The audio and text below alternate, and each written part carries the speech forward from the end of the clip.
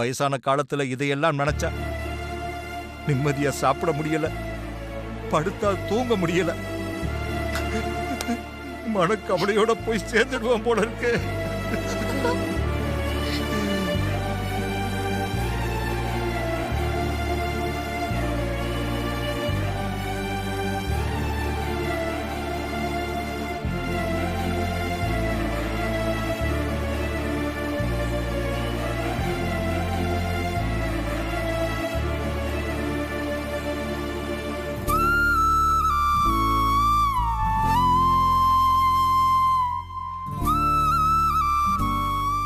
அப்பா,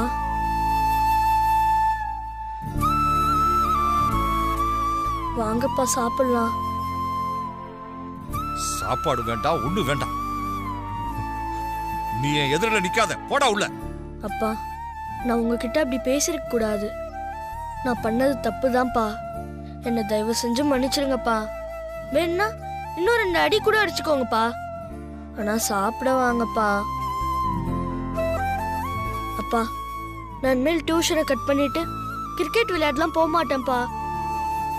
உங்க பேச்சு கேட்டு நடந்துக்கிட்டு நான் நல்லா படிச்சு உங்ககிட்ட சொன்ன மாதிரியே நான் கலெக்டராக காட்டுறேன்ப்பா. என்ன நம்புங்கப்பா. இனிமேல் நான் உங்க விருப்பத்துக்கு எதிராக நடந்துக்கவும் மாட்டேன், பேசவும் மாட்டேன். வாங்கப்பா சாப்பிடலாம்.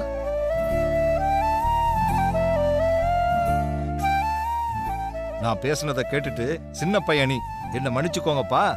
இனிமே உங்க பேச்சை கேட்டு நான் நடந்துக்கிறேன். உங்க விருப்பத்துக்கு எதிரா நான் நடந்துக்க மாட்டேன்னு சொல்றேன். ஆனா உன்னோட அக்கா உன்ன மாதிரி வந்து சொல்றாளா?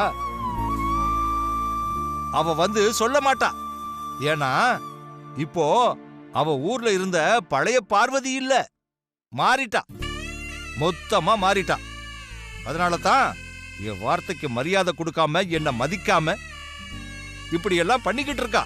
அக்கா மட்டும் சம்பந்தப்பட்டிருந்தா உங்ககிட்ட என்னைக்கும் மன்னிப்பு கேட்டு உங்க விருப்பத்துக்கு எதிராக நடந்துக்க மாட்டேன்னு சொல்லியிருக்கோம்ப்பா. இதுல பெரியாவும் சம்பந்தப்பட்டிருக்காரு. அப்படி இருக்கும்போது அக்காவால என்னப்பா செய்ய முடியும்? அப்பாவோட வெறுப்புக்கு ஆளாயிட்டேன், அப்பாவோட மனவேதனைக்கு காரணமாகிட்டேன்னு அக்காவும் உங்களை நினைச்சு அழுதுட்டு தான்ப்பா இருக்கு. அக்கா அங்க, நீங்க இங்க, இப்படி ஆளுக்கு ஒரு பக்கம் இருந்தா நான் என்னப்பா பண்றது? வாங்கப்பா சாப்பிடலாம்.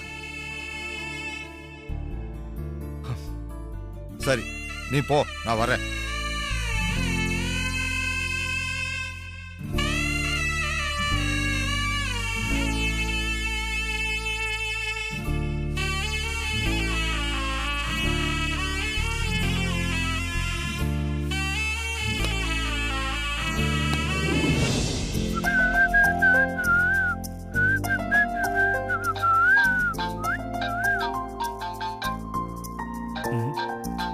யாரா அது? புது நம்பரா இருக்கே. ஹலோ ஹலோ அருண், எப்படி இருக்க? நான் நல்லா இருக்கேன். ஆமா, நீங்க யாரு? என்ன அருண், அதுக்குள்ள என்ன மறந்துட்டியா? சாரி, நீங்க யாருன்னு எனக்கு தெரியல. அட பாவி, என் குரலை கேட்டாலே காதுல தேன் பாயிற மாதிரி இருக்கு. இன்னும் கொஞ்ச நேரம் பேசுன்னு என்ன டார்ச்சர் பண்ணுவ. இப்போ என் குரலை கேட்டும் என்ன யாருன்னு தெரியலன்னு சொல்ற? என்ன இன்னும் என்ன யாருன்னு தெரியலையா? நாதான்டா ஷாலு. ஏ ஷாலு. அப்பாடா, இப்ப வச்சு உனக்கு ஞாபகம் வந்துச்சு. ஏய் சாரிப்பா. ஆமா, என்ன இத்தனை நாள் இல்லாம இன்னைக்கு திடீர்னு கால் பண்ணிருக்க? ஏன், நான் உனக்கு கால் பண்ண கூடாதா? ஏய், நான் அந்த மீனிங்ல சொல்லல. திடீர்னு என் ஞாபகம் வந்து கால் பண்ணிருக்கல, அதான் கேட்டேன்.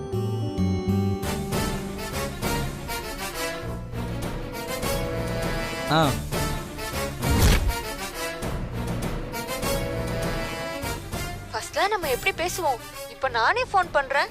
என்கிட்ட பேசுறதுக்கு இப்படி யோசிக்கிற? ஹலோ, லைன்ல இருக்கியா அருண்? ஹலோ. நான் லைன்ல தான் இருக்கேன் ஷாலு. ஷாலு, ஒரு நிமிஷம். என் ஒய்ஃப் ஐஸ்வர்யா கிட்ட பேசுறியா?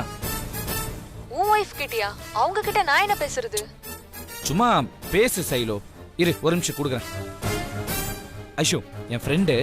நான் என்ன பேச? சும்மா பேசு. ஹலோ, ஹலோ, நான் ஷாலினி, அருணோட காலேஜ் மேட். ஓ அப்படியா? நீங்க எப்படி இருக்கீங்க? நான் நல்லா இருக்கேன். நான் பெங்களூர்ல ஒரு ஐடி கம்பெனில ஒர்க் பண்ணிட்டு இருக்கேன். ஓ ஃபைன். அருண் உங்ககிட்ட திடீர்னு ஃபோன் கொடுத்துட்டானா, அதான் என்ன பேசுறதுன்னு தெரியல. எனக்கும் அப்படிதான் இருக்கு. இருங்க, நான் அருண் கிட்ட கொடுக்கறேன். நீயே பேச அருண்.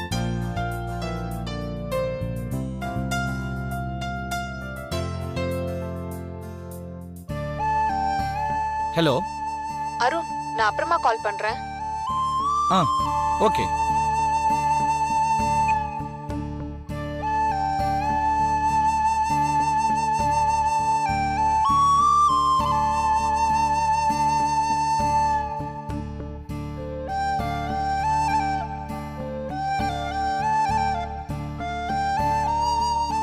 ஐயோ, இவ்வளவு நேரம் 7, இப்ப 7:30.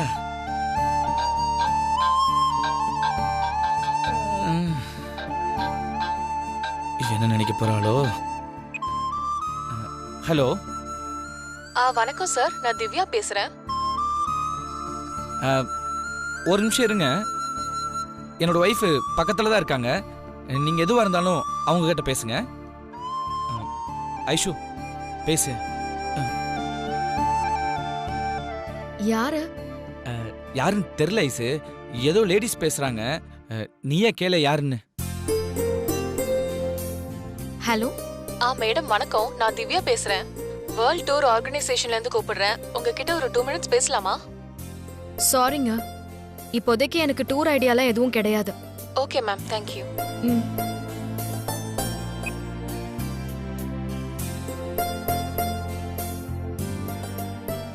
என்னாச்சு அருண் உனக்கு? ஏன் பொண்ணுங்க போன்ல பேசினாலே பேசாம என்கிட்ட கொடுக்கற?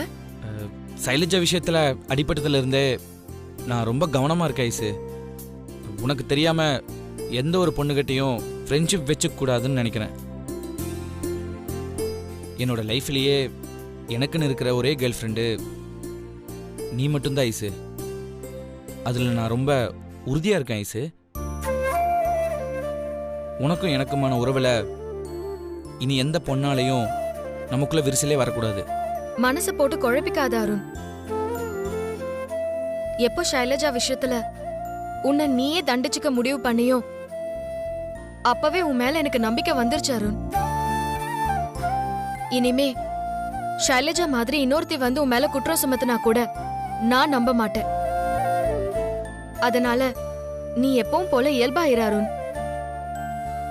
நீ எத்தனை பொண்ணுங்க கிட்ட பேசினாலும் பழகுனாலும் கண்ணியமா தான் நடந்துப்பேன்னு எனக்கு நம்பிக்கை இருக்கு.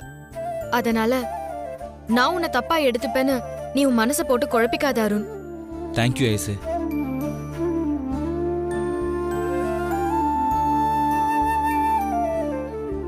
ஐ love you so much.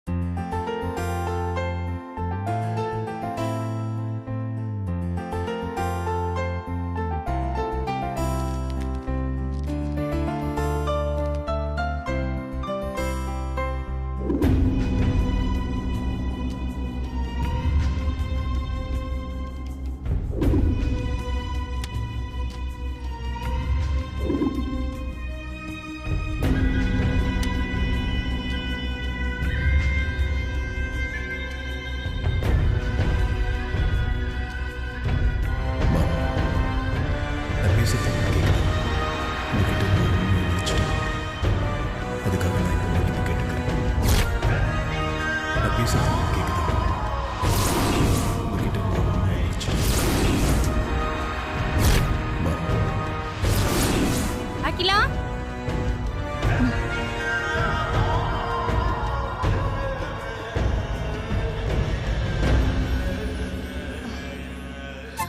Hi sir.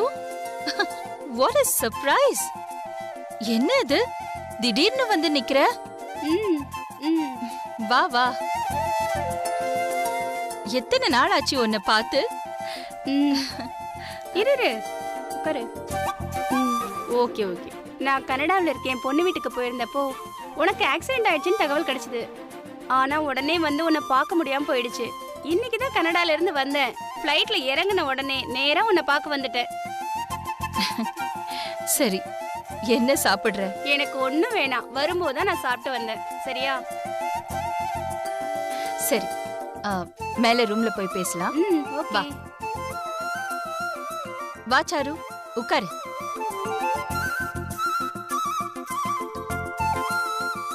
அப்புறம் உன் பொண்ணு எப்படி இருக்கா?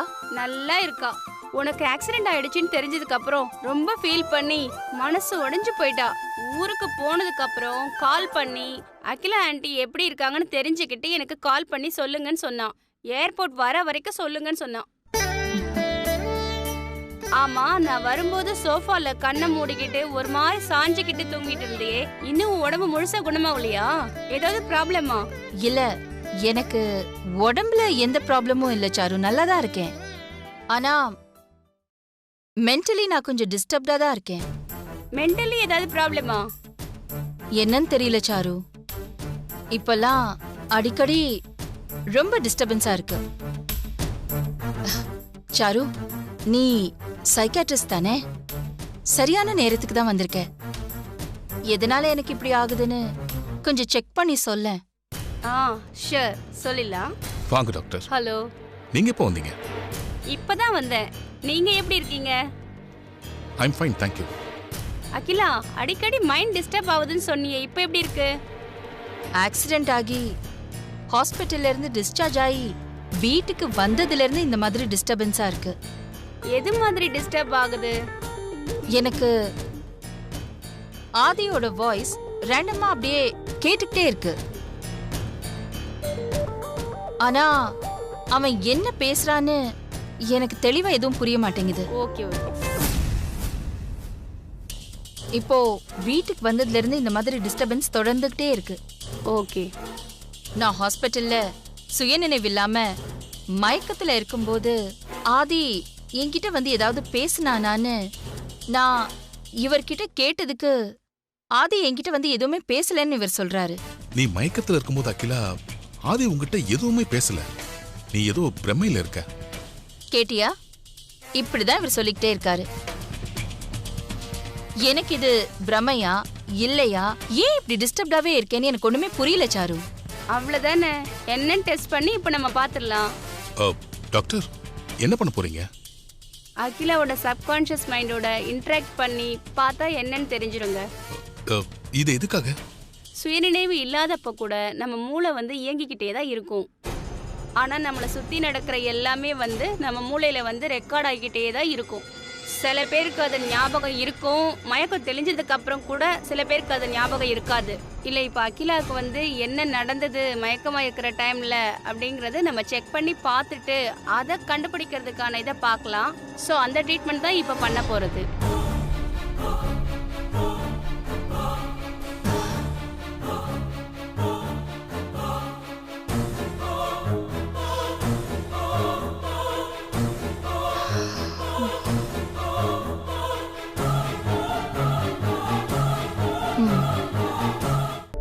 நல்லா இப்போ தூங்குற மாதிரி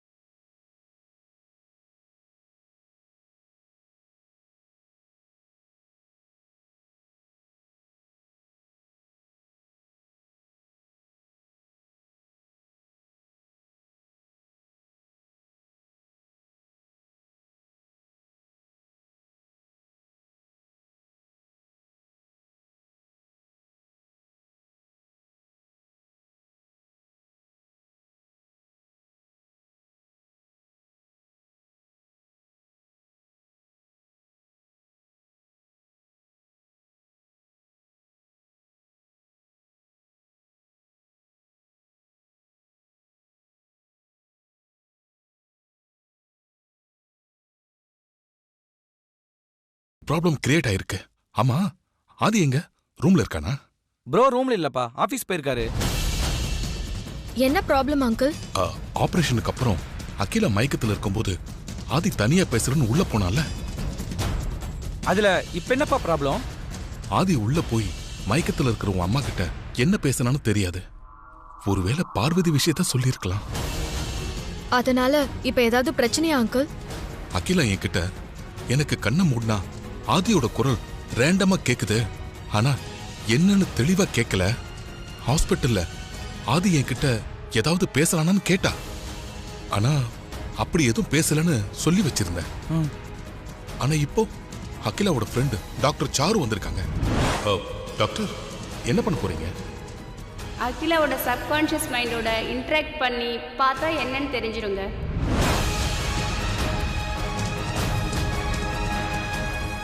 ஒருவேளை டாக்டர் ட்ரீட்மெண்ட்ல ஆதி என்ன பேசுறான்னு அகிலாக்கு தெரிஞ்சிருச்சுன்னா, ஆதி பார்வதி விஷயத்த அகிலா கிட்ட சொல்லிருந்தானா? இப்போ உனக்கு ஆப்ரேஷன் முடிஞ்சு மயக்கத்தில் நீ படுத்திருக்க. வெளியில் உன்னோட வீட்டு ஆளுங்கள்லாம் கவலையாக வெயிட் பண்ணிட்டு இருக்காங்க. உனக்கு இப்போ எப்படி இருக்கு, என்ன ஆச்சுன்னு யோசிச்சுட்டு இருக்காங்க.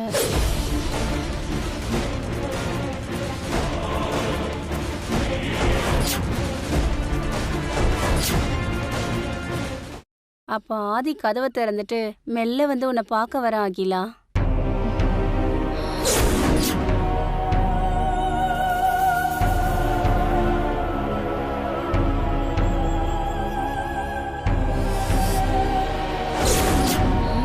நல்ல யோசி. ஆபரேஷனுக்கு அப்புறம் இருந்த அகிலா இப்போ இல்ல. உறவுக்காரங்க கல்யாணத்துல இருந்து அகிலா பழைய அகிலாவா மாறிட்டா. அதனால ஆதி பேசின விஷயம் எதுவும் அகிலாவுக்கு தெரியக்கூடாது. அப்படி தெரிஞ்சா அது பெரிய ப்ராப்ளம் ஆயிடும். ட்ரீட்மெண்ட் நடக்க கூடாது. அத எப்படியாவது தடுக்கணும். ஆமாப்பா, நீங்க சொல்றது கரெக்டு தான். ஏதாவது செஞ்சு இந்த ட்ரீட்மெண்ட்டை நம்ம தடுக்கணும். ஆதி உன்கிட்ட ஏதோ பேச வரணும்னு சொல்லிட்டு அப்படியே பேச வரான். மெல்ல நிதானமா கேட்டுப்பாரு. என்ன சொல்ல வர ஆதி, என்ன சொன்னான்னு நல்லா யோசிச்சுப்பாரு. நல்ல யோசி.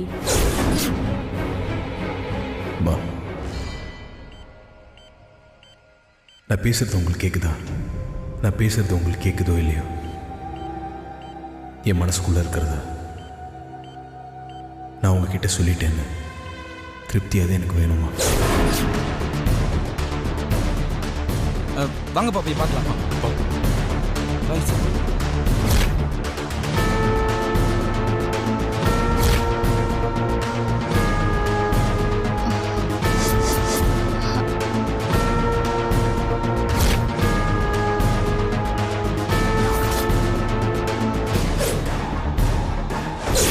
நான் உங்ககிட்ட போய் சொல்ல மாட்டேன். இது வரைக்கும் எந்த உண்மையும் மறைச்சதில்லைன்னு நீங்கள் என் மேலே பெரிய நம்பிக்கை வச்சுருக்கீங்க. ஆனால் அந்த நம்பிக்கையை நான் முழுசாக காப்பாற்றலாமா?